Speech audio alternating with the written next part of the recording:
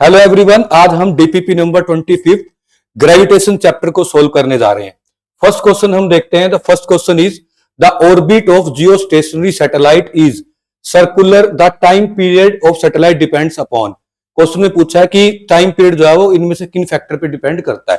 बच्चों सबसे पहले तो अपने को टाइम पीरियड का फार्मूला पता होना चाहिए। इसके ऊपर काफी सारे क्वेश्चन इस डीपीपी के अंदर हैं। नेक्स्ट सेकंड क्वेश्चन में मैं इसकी ड्राइव भी कराऊंगा किस तरह से ये आया है, लेकिन अभी अपने पास डायरेक्ट फॉर्मूला है T is equal to 2 pi by under root G M R raise to power 3/2। तो बच्चों यहां से अगर हम देखें तो जो हमारा डी ऑप्शन है कि टाइम पीरियड है वो किस किस पे डिपेंड करता है, सेकंड, थर्ड एंड फोर्थ पे। मतलब कि एक तो डिपेंड करता है हमारा मास ऑफ अर्थ पे। देखो जब भी कोई सैटेलाइट अगर रिवॉल्व कर रही होगी तो मास ऑफ अर्थ पे डिपेंड करेगा टाइम पीरियड। और ये डिपेंड करता है हमारे पास रेडियस ऑफ ऑर्बिट के, रेडियस ऑफ ऑर्बिट पे भी डिपेंड करता है। और है height of the satellite from the surface of अर्थ। तो सरफेस ऑफ अर्थ से हाइट का मतलब क्या है? इसका मतलब यही है कि रेडियस ऑफ ऑर्बिट की ही बात कर रहे हैं। अगर ये हाइट चेंज हो जाएगी तो ये ऑर्बिट की रेडियस भी चेंज हो जाएगी। इनडायरेक्टली ये स्मॉल आर के बारे में ही बात कर रहे हैं। तो हमने देखा है तीनों पे डिपेंड बात करती है। तो टाइम पीरियड जो है सेकंड, थर्ड और फोर्थ तीनों पे डिपेंड करता है, सेकंड, थर्ड और फोर्थ पे। तो जो करेक्ट ऑप्शन है वो होगा डी। नेक्स्ट हम बढ़ते हैं बच्चों क्वेश्चन नंबर सेकंड में। देखो यहां से वो टाइम पीरियड वाली डेरिवेशन हुई थी, पहले मैं ये बता देता हूं कैसे हुई थी। देखो जब भी कोई सैटेलाइट किसी और प्लेनेट के अराउंड रिवॉल्व कर रही होगी तो अपने को पता है उसको घूमने के लिए जो फोर्स चाहिए होता है वो होता है सेंट्रीपिटल फोर्स। उसका फॉर्मूला या तो हम कर लें mv²/r, या अगर v को ओमेगा आर लिखें तो ये बनता है m ओमेगा²r²/r। ये r से r कट गया, ये बन जाता है। तो सैटेलाइट जब किसी भी प्लैनेट के अराउंड रिवॉल्व कर रही होती है इतना सेंट्रीपिटल फोर्स जो है उसको रिक्वायर होता है। और ये देता कौन है? प्लैनेट की अट्रैक्शन। मतलब अगर प्लैनेट का मास m है, सैटेलाइट का मास स्मॉल m है, तो इन्होंने अट्रैक्शन कितनी होगी? G capital M small m by r²। r इसमें जो है ऑर्बिट है, ऑर्बिट का साइड है। बच्चों अगर हम इसके बाद यहां से ओमेगा के बारे में जाने तो ओमेगा होता है बच्चों हमारे पास एंगल अपॉन टाइम, या इसको बोलते हैं 2 पाई/t। t यहां पे टाइम पीरियड है। तो मैंने यहां पर m से देखो m को कैंसिल कर दिया, एक r जो है ये वाला r स्क्वायर ऊपर आ गया तो यहां पे r³ बन गया, r³ बन गया। ओमेगा स्क्वायर को मैंने क्या लिख दिया? 2 पाई का स्क्वायर, और नीचे क्या है? t पूरे का स्क्वायर।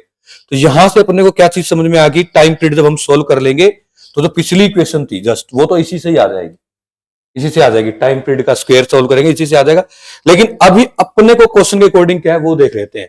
वो कह रहे हैं what is the radius of circular orbit of stationary satellite which remains motionless with respect to earth surface. Means ये एक जियो स्टेशनरी सैटेलाइट की बात कर रहे हैं। जियो स्टेशनरी सैटेलाइट जो अर्थ से वो रुकी हुई दिखाई देती है, इतनी सी बात है।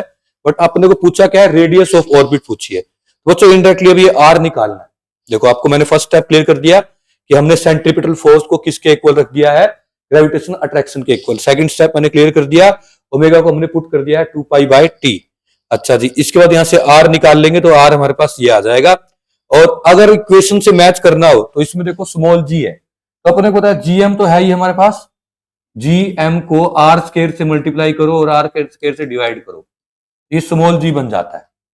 तो हमने इस gm को स्मॉल g इंटू r² लिख सकते हैं, वो मैंने यहां लिख दिया। अब इससे हमारे पास ऑप्शन नंबर ए आ जाएगा। Hence option number A is correct. Next हम बढ़ते हैं क्वेश्चन नंबर थर्ड पे। थर्ड क्वेश्चन में कह रखा है अपने को कि कोई भी एक सैटेलाइट है वो ऑर्बिट में रिवॉल्व कर रही है, तो अपने को बताना है कि अगर इसके अंदर जो एंगुलर मोमेंटम है LA और LP है, मतलब प्रीहिलियन के ऊपर जो है एंगुलर मोमेंटम LP है और एपिहिलियन के ऊपर एंगुलर मोमेंटम क्या है? LA। तो अब हमें ये पता है, इस क्वेश्चन में ये पूछा कि इनमें से बताओ कौन सा ऑप्शन जो है वो ट्रू होगा। बच्चों अपने को ये पता है कि जो एंगुलर मोमेंटम है वो हमेशा कंजर्व रहता है जब भी कोई प्लैनेट सन किसी भी और कोई भी सैटेलाइट प्लैनेट के अराउंड रिवॉल्व करती है, तो एंगुलर मोमेंटम सेम रहता है, कंजर्व रहता है। मतलब ये वाला ऑप्शन जो हमारा करेक्ट होगा। तो इसीलिए ए आ जाएगा 1 ओनली। इसमें तो अपोजिट है और इसमें क्रॉस प्रोडक्ट दिखा रखी है L और P की, तो ये रॉन्ग है, ये हमारे पास करेक्ट रहेगा। नेक्स्ट हम बढ़ते हैं बच्चों क्वेश्चन नंबर 4 पे। एक स्मॉल सैटेलाइट कह रहे हैं कि वो रिवॉल्व कर रही है around a planet in an orbit just above planet surface, taking the mean density of the planet equal to 8000 kilogram पर मीटर क्यूब। G की वैल्यू भी दे रखी है find the time period of the satellite. बच्चों अभी just हमने किया ही है, देखो टाइम पीरियड का ये वाला फार्मूला, उसमें बस स्मॉल आर लेते थे और क्वेश्चन में क्या रखा है, बिल्कुल प्लेनेट के सरफेस के साथ साथ कोई सैटेलाइट रिवॉल्व कर रही है, तो हमने इसलिए क्या ले लिया यहाँ पे, कैपिटल आर ले लिया, क्योंकि small R approximate equal to दे रखा है कैपिटल आर, क्योंकि अगर आर प्लेनेट के पास में ही है तो हम मान सकते हैं ऑर्बिट की जो रेडियस है ना वो उतनी है जितनी की प्लेनेट की रेडियस होती है। तो सैटेलाइट जिस ऑर्बिट में रिवॉल्व कर रही है, अगर वो प्लेनेट के पास हो तो हम उसको आर ले रहे हैं, तो यहाँ पे हमने बस आर ले लिया। अब बच्चों अपने को देखो क्वेश्चन में डेंसिटी दे रखा है, तो डेंसिटी की टर्म में अपन को इसको चेंज करते हैं। तो देखो ये मास ऑफ प्लेनेट था जिसको अपन लिख दिया 4/3 पाई आर क्यूब इंटू डेंसिटी, मतलब वॉल्यूम इंटू डेंसिटी, ये हो गया मास।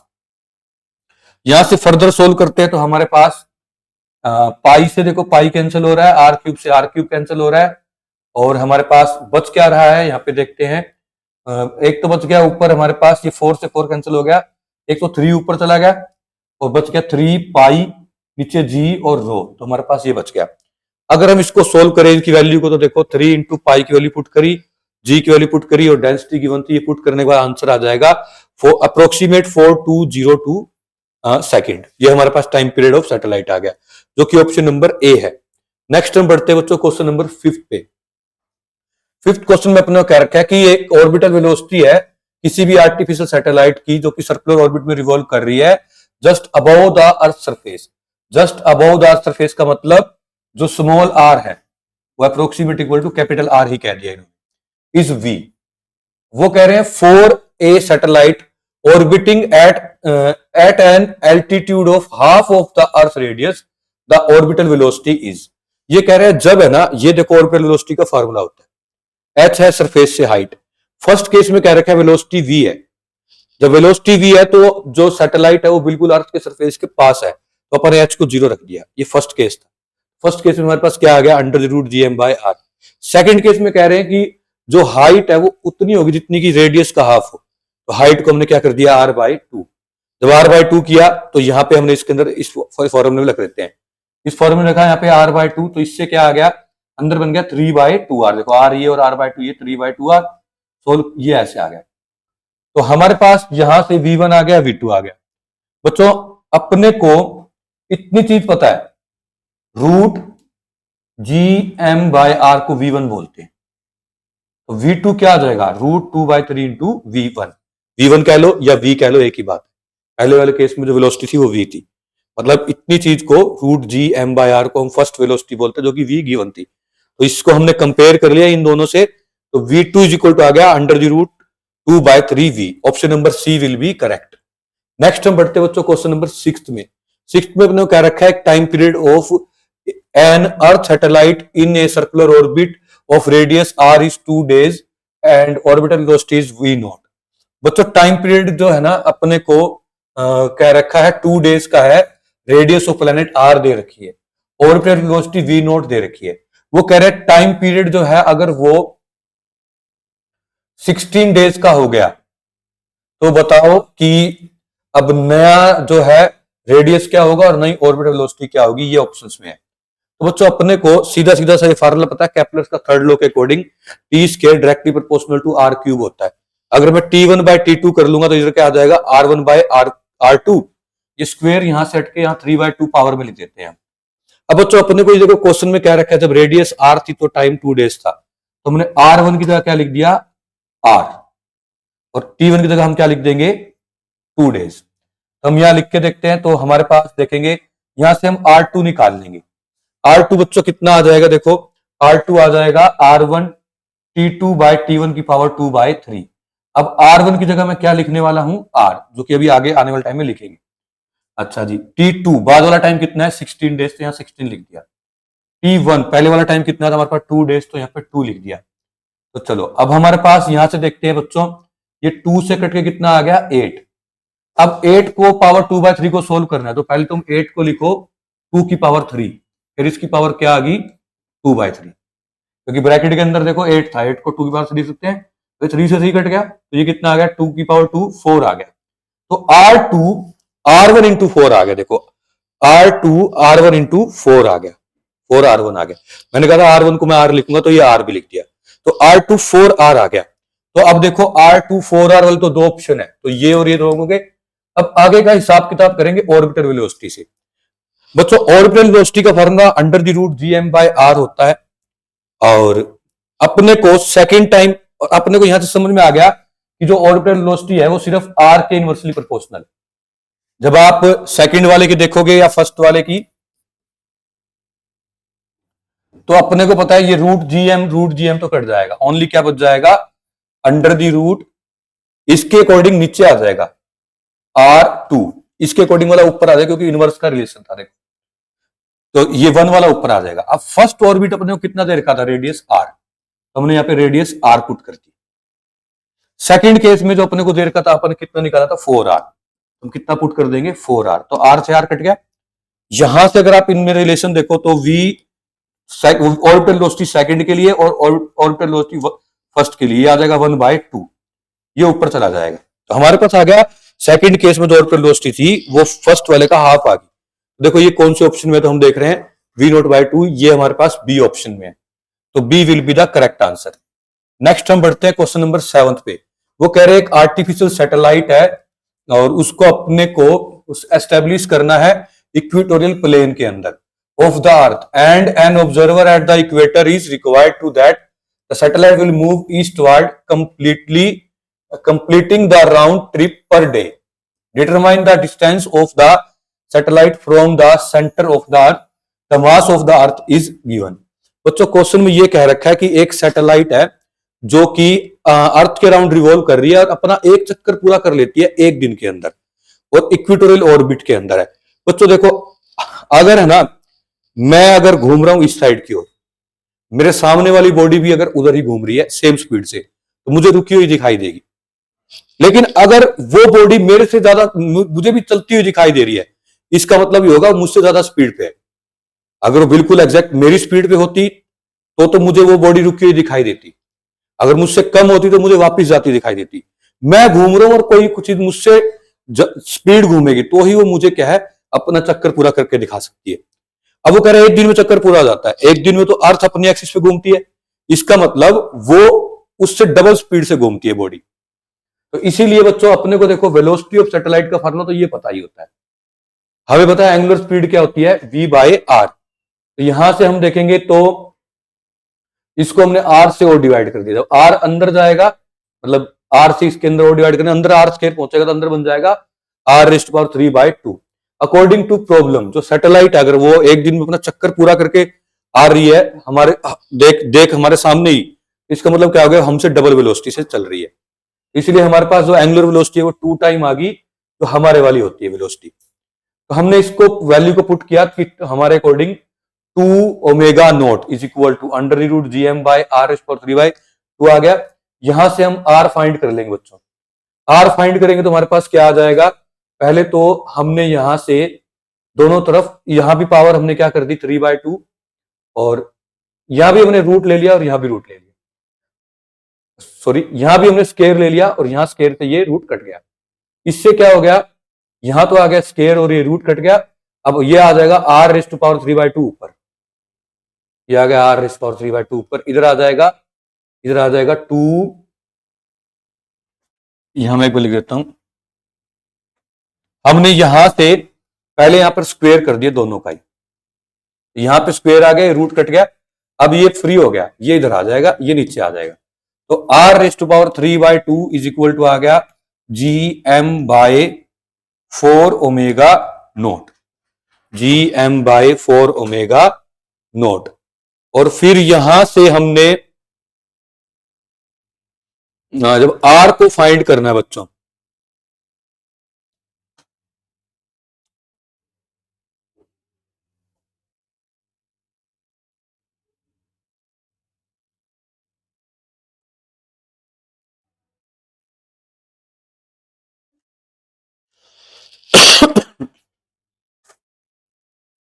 जब हम यहां पे देखेंगे R⁻³ है, दोनों तरफ हमने क्या किया, पावर को 2/3 पावर मल्टीप्लाई कर दिया, मतलब दोनों तरफ पावर 2/3 कर दी। तो यहां से आ जाएगा Gm/4ω0 का स्क्वायर, 4ω0 का स्क्वायर यहाँ पावर आ जाएगी 2/3, तभी यहां से 2/3 जा सकती है।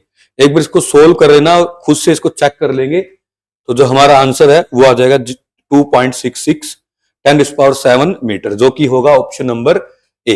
एक बार इसको वेरीफाई करने कंसेप्ट मैंने आपको बता दिया, इसी कंसेप्ट से आगे सोल्व करना है इसको। नेक्स्ट हम बढ़ रहे हैं क्वेश्चन नंबर 8 में। 8 में कह रहे हैं कि प्लैनेट है इन ए डिस्टेंट और सोलर सिस्टम जो कि 10 टाइम्स मोर मासिव है, 10 जो कि 10 गुना भारी है देन द अर्थ, और उसकी जो रेडियस है वो 10 टाइम्स स्मॉलर है, और अर्थ के कंपैरिजन में उसकी रेडियस भी 10 गुना कम है।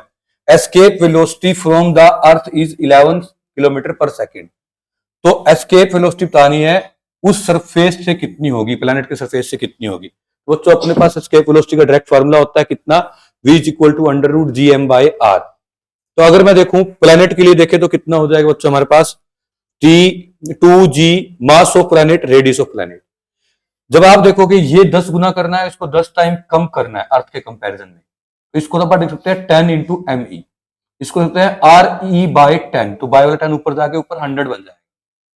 तो हमारे पास आ जाएगा, यहां से सोल्व करेंगे 100 का 10 बार, तो अंडर दी रूट कितना GME/r, जो कि हमारे पास कितना दे रखा है 11 किलोमीटर पर सेकेंड। ये 10 तो बाहर आ गया, अंदर वाली पूरी वैल्यू अपने को दे रखी है 11 किलोमीटर पर सेकेंड। 10 से मल्टीप्लाई किया तो आ गया हमारे पास 110 किलोमीटर पर सेकेंड। नेक्स्ट हम बढ़ते हैं बच्चों क्वेश्चन नंबर 9 में। वो कह रहे हैं time period of Jio stationery satellite जो है वो 24 आवर्स है एट ए हाइट 6 RE। कह रहे हैं 24 घंटे में सैटेलाइट चक्कर पूरा करेगी जब वो क्या हो 6 RE के डिस्टेंस पे फ्रॉम द सरफेस। तो अब ध्यान रखना बच्चों, अगर अर्थ से के सरफेस से अगर 6 R डिस्टेंस है तो अर्थ के सेंटर से कितना हो जाएगा, 1 R, तो ये भी ऐड हो जाएगा 7 R हो जाएगा। वो कह रहे हैं अच्छा जी इसके बाद टाइम पीरियड क्या होगा जब उसकी हाइट जो है वो 2.5 RE हो from surface will be. Surface क्या रखा है, इसका मतलब क्या हो गया अपने को सेंटर से हाइट कितनी होगी 3.5 RE। तो यहां से आप डायरेक्ट ये छोड़ दे के सीधा यहां से करो कि केपलर्स लॉ ये कहता है कि T1 का स्क्वायर बाय T2 का स्क्वायर क्या है A1 cube by A2 cube. यहां पे हमारे पास T1 जो है वो टाइम पीरियड ऑफ सैटेलाइट है। टाइम पीरियड ऑफ सैटेलाइट देखो अपने को कितना दे रखा है, फर्स्ट केस में 24 आवर, तो यहाँ 24 आवर पुट कर देंगे, ये अपने को फाइंड करना है। फर्स्ट वाली की रेडियस कितनी दे रखी है, दे तो 6 R ही रखी थी लेकिन हमें एक ऐड करना है क्योंकि वो सरफेस से दे रखी है, तो इसलिए 7 RE कर दिया। और जो दूसरा केस में जो थी सरफेस से कितना डिस्टेंस दे रखा है, ये रेडियस ऑफ ऑर्बिट के लिए एक RE और ऐड कर दिया, तो हमारे पास 3.5 बन गया इसका। अब हमारे पास इसको सोल्व करना है, तो हमारे पास यहां से देखो RE क्यूब और RE क्यूब तो कैंसिल हो जाएगा, बचेगा क्या T2 का स्क्वायर निकालना, तो ये आ जाएगा हमारे पास। अब इसको फर्दर हम सोल्व करके देख लेंगे तो हमारे पास 6√2 आवर्स ये अपना आंसर आ जाएगा, जो कि ऑप्शन नंबर ए है। नेक्स्ट हम बढ़ते हैं क्वेश्चन नंबर 10 पे। वो कह रहे हैं वैल्यू ऑफ एस्केप वेलोसिटी जो होती है सरफेस पे वो 30 डिग्री पे V1 है, 30 डिग्री पे है इतनी, और 60 डिग्री, तो हम कहेंगे ये रॉन्ग है क्योंकि एस्केप वेलोसिटी है वो एंगल पे डिपेंड नहीं करती होती। तो नेक्स्ट है statement the value of total initial energy of projected particle is independent of angle of projection. ये ठीक है, जो टोटल इनिशियल एनर्जी है प्रोजेक्टेड पार्टिकल की, आप कहीं से भी थ्रो करोगे तो उसको वो क्या है, अर्थ तो राउंड है, आप किसी भी एंगल पे थ्रो करो अर्थ के सेंटर से हमें क्या जाना है, दूर जाना है। तो इसीलिए हम कहेंगे कि ये बात ठीक है कि जो total initial energy of projected particle है किसी एंगल के ऊपर भी, वैसे भी जो इनिशियल एनर्जी है प्रोजेक्टेड पार्टिकल की उसका एंगल से कोई लिंक भी नहीं बनेगा। तो ये वाली स्टेटमेंट है ये करेक्ट है, तो हम कहेंगे statement 1 is incorrect but statement 2 is correct. Next हम बढ़ते हैं बच्चों क्वेश्चन नंबर 11 पे। वो कह रहे हैं 2 स्फेरिकल प्लैनेट है जिनका मास सेम है और डेंसिटीज जो है वो 1:8 है, तो अपने को इनमें से बताना क्या चीज उनकी क्या कौन सा ऑप्शन ठीक है। तो बच्चों अपने को देखते हैं, अगर डेंसिटीज जो है वो इन दोनों की रेशियो अपने को दे रखी है तो अपने को पता है मास सेम है। डेंसिटी होता क्या है, mass upon volume, mass upon volume, mass same है तो डेंसिटी की रेशियो दे रखी है। एक्चुअली में ये क्या दे रखी है, यही रेशियो क्या होती है हमारी, एक्चुअली में वॉल्यूम के इनवर्स की रेशियो है, क्योंकि डेंसिटी क्या होता है, मास अपॉन वॉल्यूम। तो मैं कह सकता हूं कि V2/V1 ये अपने को दे दिया 1/8, ये दे दिया वॉल्यूम की रेशियो, और वॉल्यूम होती क्या है 4/3 पाई R क्यूब। ऊपर नीचे 4/3 कट जाएगा, तो हम कह देंगे ऊपर आ जाएगा R2 का क्यूब नीचे आ जाएगा R1 का क्यूब, ये दे दिया 1/8। क्यूब रूट ले लो, क्यूब रूट ले लोगे तो हमारे पास क्या आ जाएगा यहां पर, डेंसिटी होता है मास अपॉन वॉल्यूम।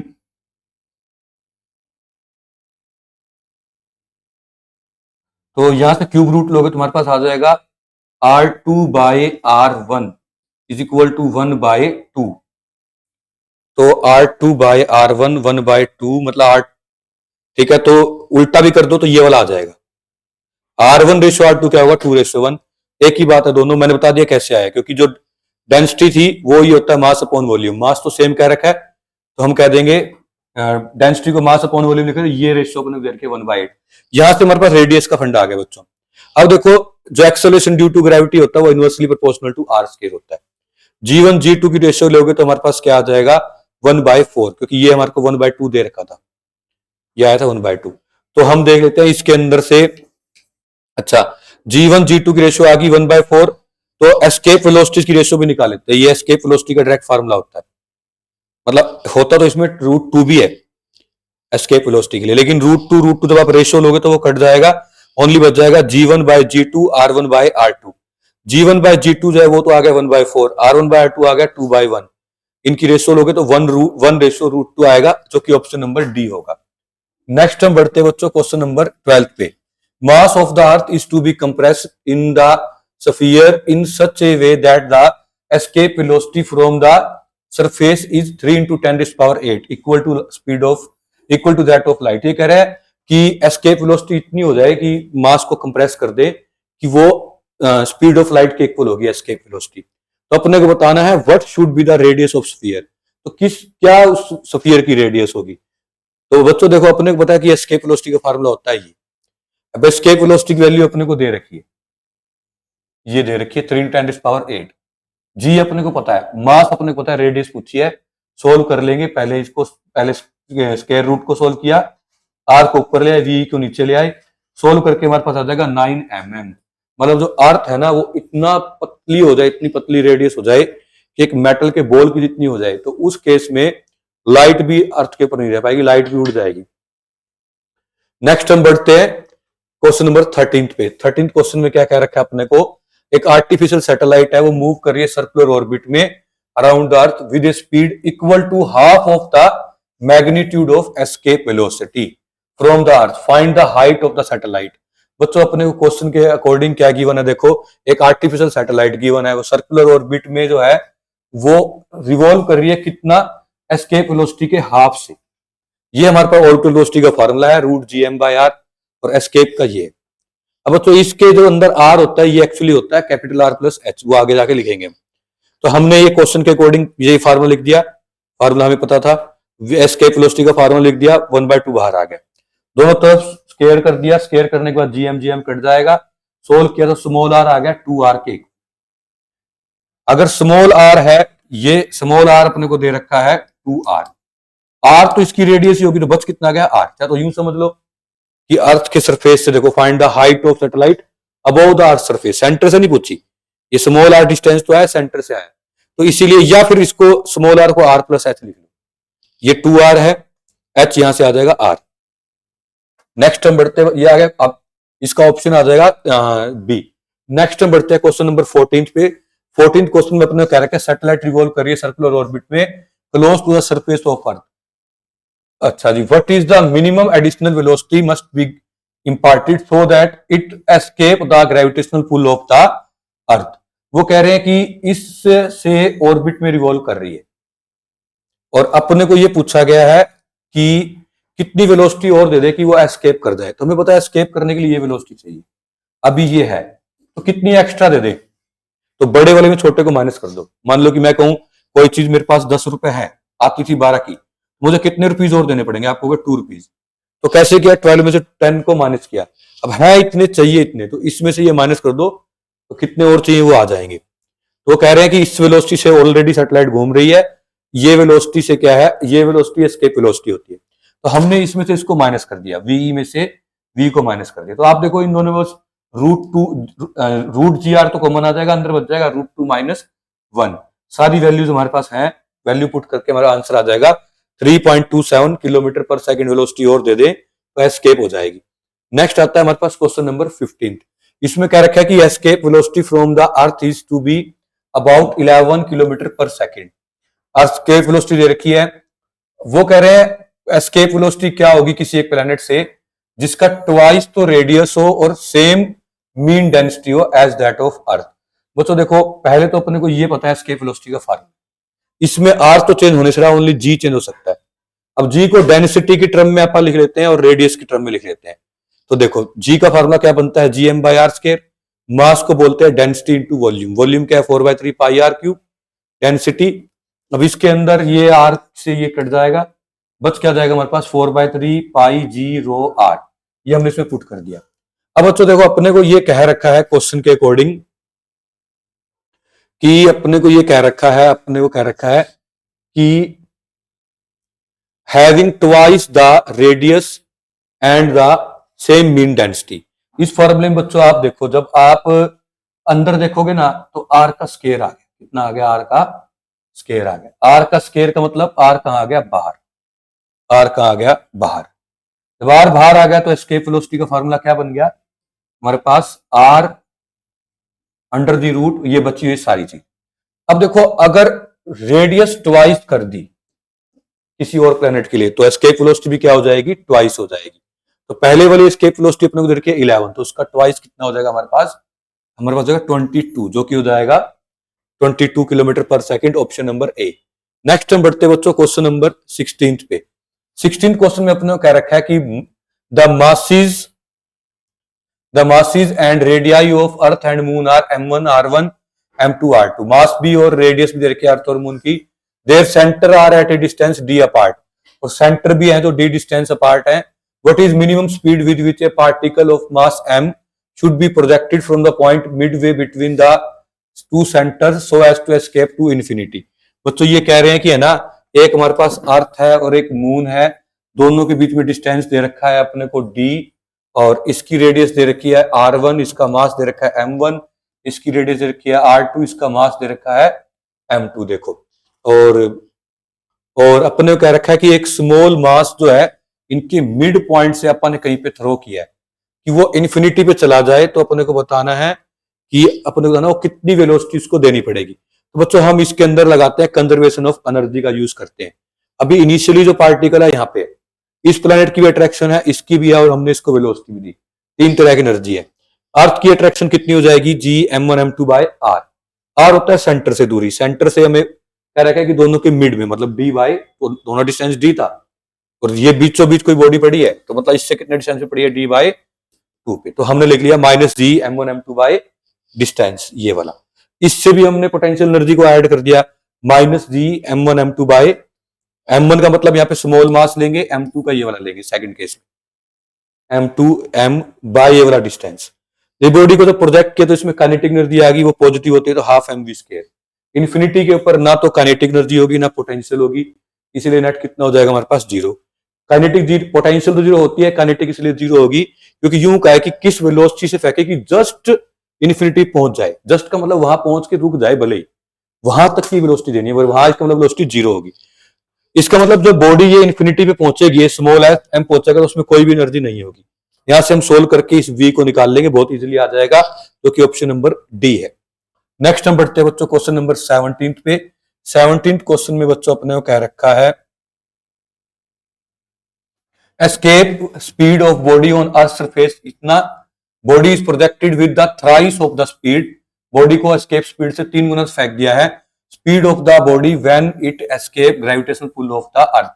बच्चों ये बहुत अच्छा क्वेश्चन है, सभी बच्चों को मतलब अच्छे से करना भी चाहिए। क्वेश्चन भी ये कह रखा है कि किसी बॉडी को है ना हम अर्थ से थ्रो करते हैं, एस्केप वेलोसिटी की अर्थ, तो एक टाइम पे जाके तो वो अर्थ के ग्रेविटेशन फील्ड को छोड़ देगी, तो उसकी कुछ ना कुछ वेलोसिटी खर्च हुई, बाकी वहां पे कितनी वेलोसिटी बच गई अपने को वो बताना है। तो बच्चों देखो हम इसके अंदर लगाते हैं फिर से कंजर्वेशन ऑफ एनर्जी का कंसेप्ट।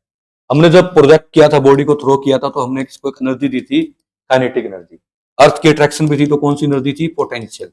जब ये ऊपर पहुंच गई बॉडी तो इसके अंदर कौन सी एनर्जी ओनली रहेगी, क्योंकि पोटेंशियल तो जीरो होगी, ग्रेविटेशन फील्ड तो खत्म हो गया, तो ओनली कौन सी बच गई उसके अंदर, काइनेटिक, फाइनली ये बच गई हमारे पास, ये जीरो नहीं हुई। तो हमने देखा बाद में देखो पोटेंशियल तो जीरो होगी, ओनली काइनेटिक बच गई। और शुरू में हमने जब प्रोजेक्ट किया था तो काइनेटिक होती थी हाफ एम यू स्क्वायर, और इस बॉडी में जो प्रोजेक्ट कर रहे थे और अर्थ के बीच में जो अट्रैक्शन थी या ग्रेविटेशनल एनर्जी थी कितनी थी, जी m1m2/r। अब बच्चों ये तो हमारे पास एक कंसेप्ट आ गया। यहां से जो जो चीजें जैसे एम एम एम ये कैंसिल होता है, ये कैंसिल कर देंगे, और हाफ से पूरी क्वेश्चन को मल्टीप्लाई कर देंगे, हमारे पास ये कंसेप्ट यहां तक आ जाएगा। इसके बाद बच्चों ये हमको पता है कि ये वाली इतनी चीज होती है, ये होती है एस्केप वेलोसिटी का स्क्वायर, यहां ये पुट कर देंगे। अब हमारे पास यहां से जो v है फाइनली वो आ जाएगा u square minus V square. u अपने को दे रखा है 3 गुना ऑफ एस्केप वेलोसिटी था, थ्राइस से था, तो यहाँ पे u की जगह 3v स्क्वायर लिख देंगे।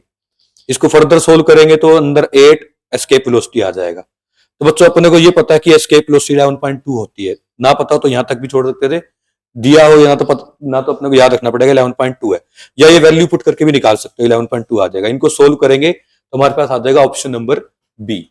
नेक्स्ट हम बढ़ते हैं बच्चों क्वेश्चन नंबर 18 पे। 18 में क्या रखा है, सैटेलाइट है, मास m की, मूव करे सर्कुलर ऑर्बिट में, तो एंगुलर मोमेंटम कैलकुलेट करो with respect to the centre of the orbit in term of mass of the earth. बच्चों देखो अपने को ये पता है कि एंगुलर मोमेंटम का फार्मूला होता है mvr। जब भी कोई सैटेलाइट घूम रही होगी तो उसमें एक वेलोसिटी होती है कितनी, अंडर द रूट gm/r। अगर मैं इस मास को अंदर ले जाऊं, इसको भी अंदर ले जाता हूं, मेरे पास आ जाएगा अंडर द रूट को पावर हाफ लिख देंगे बाद में, gm/। अब देखो जब ये अंदर आएगा तो अंदर r स्क्वायर बन जाएगा, और एक नीचे r है, क्योंकि जब ये रूट में अंदर आएगा, सॉरी, एक बार इसको पूरा दोबारा से करते हैं। पहले इस मास को अंदर ले जाते हैं, G capital M small m का स्क्वायर, क्योंकि ये रूट के अंदर जा रहा है, रूट के लिए मैंने पावर क्या लगा दिया, हाफ। अब ये r, ठीक है, हाँ ये r स्क्वायर ही आएगा, पहले भी हम ठीक ही कर रहे थे, तो यहां आ जाएगा नीचे r। अब एक ये r से r कट गया, तो देख लो कौन सा ऑप्शन है जिसमें G capital M small m का स्क्वायर, r हो हमारे पास और क्या हो, पावर हाफ हो, तो ए ही ऑप्शन आ रहा है, ए ऑप्शन इज करेक्ट।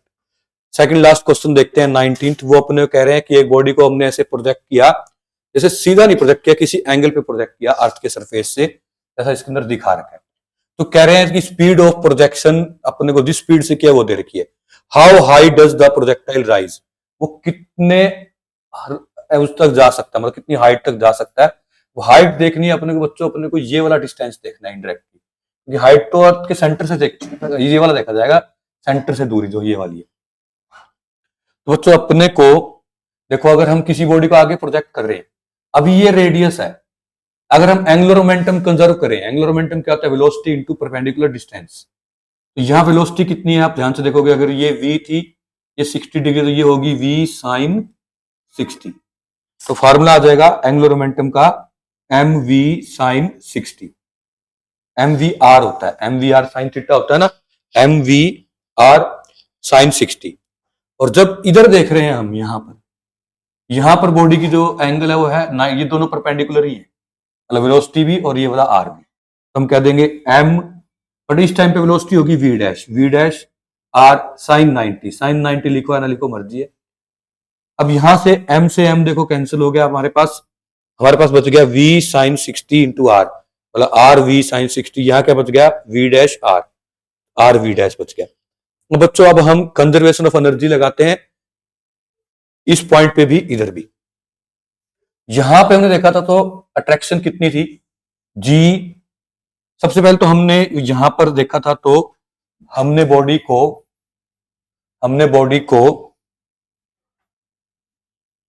एक एनर्जी दी थी कितनी, हाफ mv स्क्वायर, देखो मैंने लिख दिया। यहां पे अट्रैक्शन कितनी थी बॉडी में और अर्थ में, gm1m2/r। इस पॉइंट पे v डैश वेलोसिटी थी तो हाफ mv डैश का स्क्वायर। इन दोनों में अट्रैक्शन कितनी थी, मतलब अर्थ के सेंटर से यहाँ का डिस्टेंस स्मॉल r है, ये वाला डिस्टेंस स्मॉल r, तो ग्रेविटेशनल पोटेंशियल एनर्जी कितनी थी बी पॉइंट पे, तो हम कहेंगे gm/r।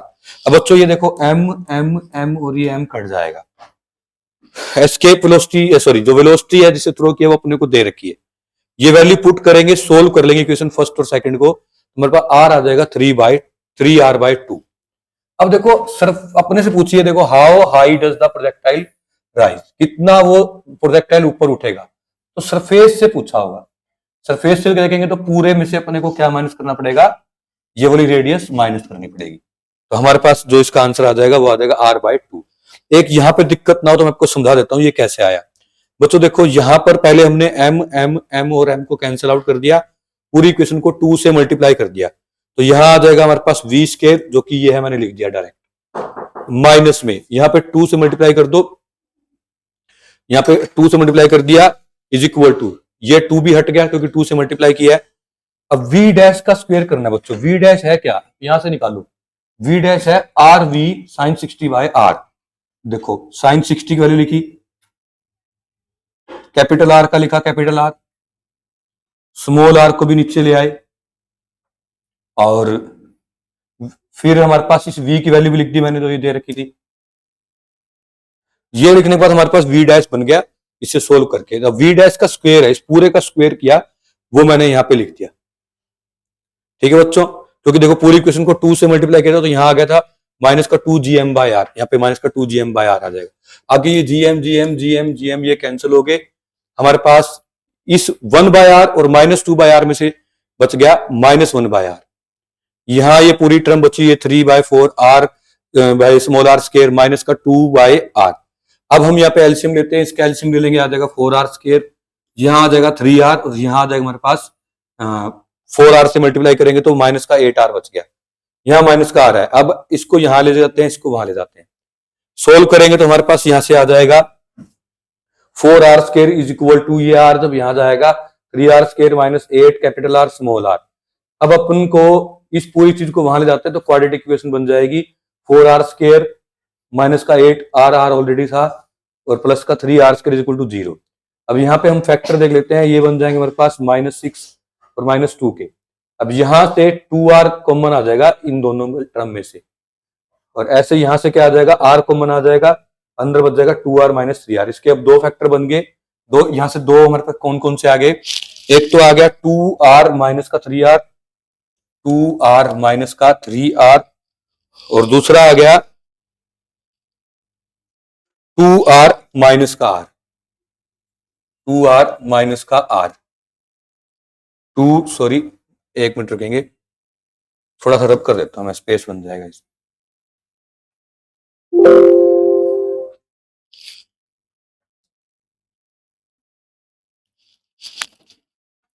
यहां से हमारे पास दो फैक्टर हम बना लेंगे, एक तो क्या 2r माइनस का 3r इज इक्वल टू 0, और एक आ जाएगा 2r